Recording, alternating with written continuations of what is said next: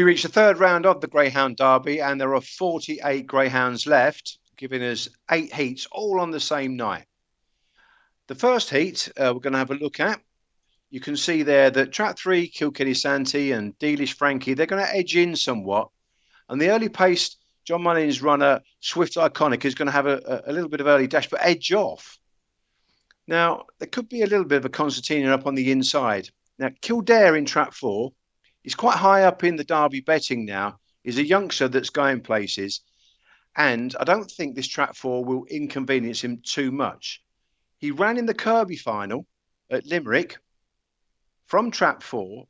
The eventual winner was track 1, Swords Rex up in his inside. And watch in track 5 as well. That's Ballinabula Red. And you can see he probably edges into lane 3 somewhat, Kildare, but he steers much a middle course. He's learning the ropes. I think if he breaks smartly here, which I think the middle draw will just fetch him out of the boxes, I think he'll lead. And that should be that, because he is a quality operator for Peter Cronin. Moving on to Heat 2 then. And the dog I quite like here is Ballymac Fair One. But you can see there that there will be a few greyhounds edging inwards. Ballymac Belver is his kennel mate, but he's a slow starter, more of a staying type of greyhound.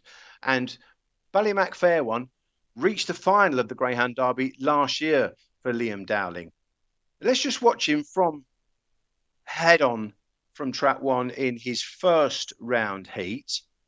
From track 1, look, and he stays fairly tight to the inside. Now, as long as he gets a good break, I think he will lead this field, and that probably should be good enough. You'll be looking probably for Priceless Jet. Paul Hennessey's Charge is more of a staying type of greyhound. So if he gets any run, then he might get a bit scary in the closing stages. But I do think that Ballymac Fair One, if he leads, he'll be strong enough to win Heat 2. Let's look at Heat 3 then. And this is quite crucial here because Romeo Majiko is the favourite. And he won really well in his second round, but that was from track 1.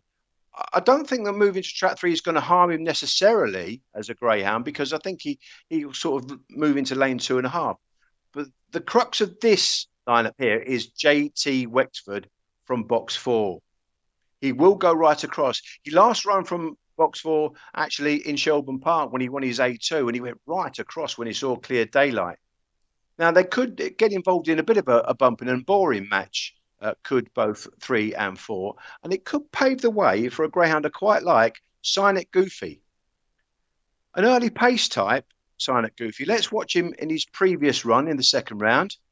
From track 5 again, and there you can see, look, showing nice early dash, coming across a little bit, but still steering a relatively middle course, and he goes on to win quite readily in the end.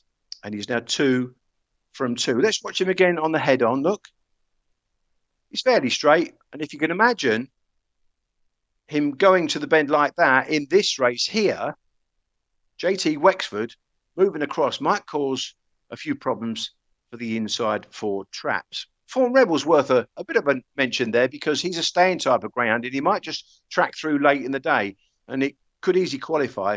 It might be worth just having a little bit of a saver on Form Rebel. On to Heat 4 then. And this is quite a race, this one. I've just sided with Sing Along Sally. You can see she's got that kind of inside line. For the early pace types, Sign It Ace, he'll stay fairly straight. Glengar Scholar's got a little bit of early pace. He'll probably be edging into the middle a little bit.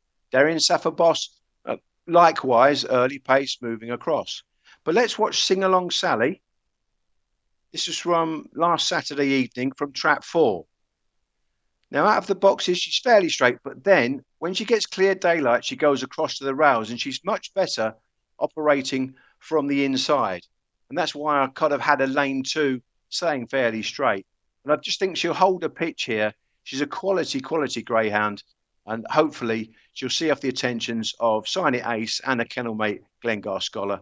And then probably Thorn Falcon will be the one to challenge late in the day. The Derby champion himself just coming back to a bit of form. Let's then look at the picks. Kildare, I've got round about even money 5 to 4.